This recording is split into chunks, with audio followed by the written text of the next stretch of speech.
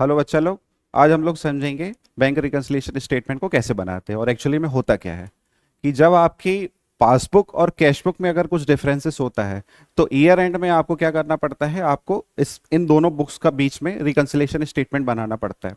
क्योंकि अगर आपकी पासबुक का बैलेंस अलग है और आपकी कैश बुक का बैलेंस अलग है तो आपके फाइनेंशियल्स टैली नहीं होते हैं। तो इसके लिए हम आपको क्या बनाते हैं, रिकन्सिलिएशन स्टेटमेंट बनाते हैं। तो बैलेंस एज पर पासबुक हमारा अलग हो सकता है और balance as per cash book हमारा अलग हो सकता है।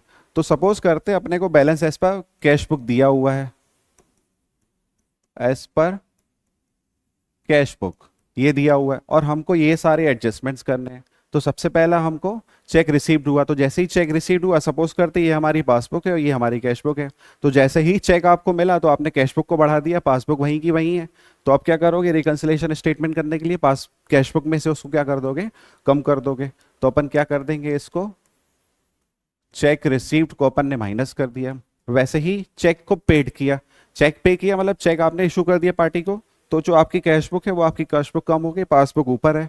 तो अब क्या करोगे, आपके पास बैलेंस किसका है, कैश बुक का है। तो अब आप क्या करोगे, कैश बुक को बढ़ा दोगे। तो प्लस कर देंगे अपन चेक पेड। वैसे ही बैंक चार्जेस से आपकी पासबुक क्या हो गई, पासबुक आपकी कम हो गई है।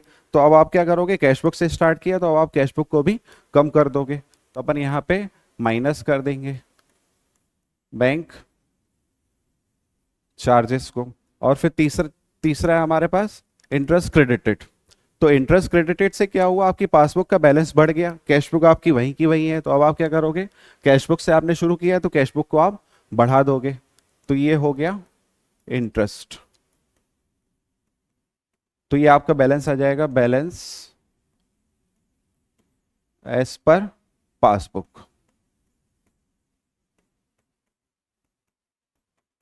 Okay, thank you.